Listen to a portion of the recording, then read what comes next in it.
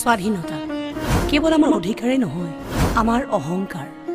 প্ৰতিগৰাকী দেশবাসীৰ ব্যক্তিত্বত জিলিকি থকা সবাতোকৈ মূল্যৱান অলংকাৰ।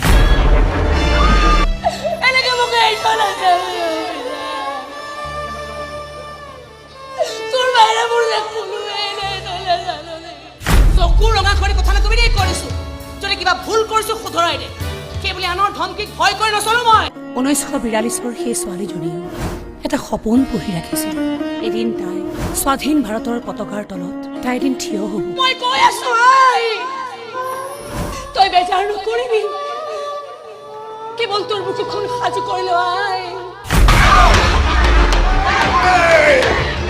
স্বাধীন মন, স্বাধীন সত্তাৰ গৰাকী সেই ছোৱালীজনী সময়ৰ পাকচক্ৰই লৈ গৈছিল স্বাধীনতাৰ যুদ্ধভূমিলৈ।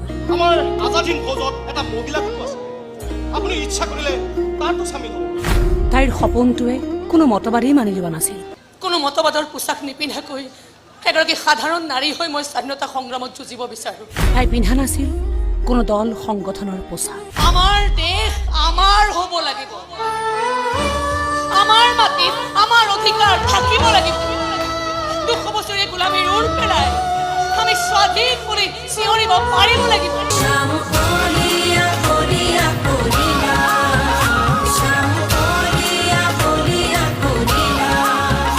হাতীৰ ছোৱালী হয় মই, ভাল পোৱাৰ সেন্দুৰ সানিও ৰঙা হয়, ভাল পোৱাৰ তেজ সানিও ৰঙা হয়।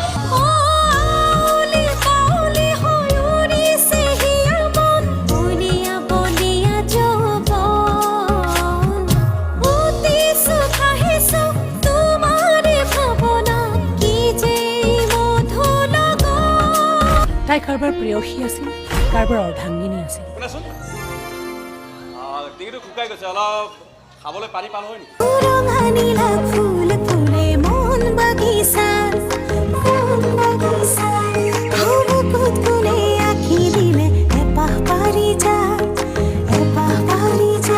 মালা তোমাৰ ৰাধা মোৰ।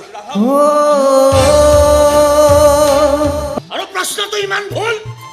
ৰাতিপুৱাই কাউৰীয়ে কা কা নকৰি ৰাতিখন কা কা কৰিব নেকি? দুখ লাগে মোৰ মানুহজনৰ কাৰণে।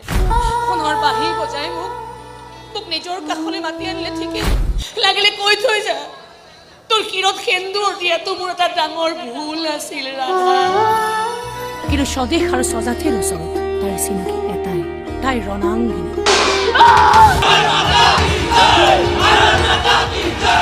নাম তাইৰ ৰাধা।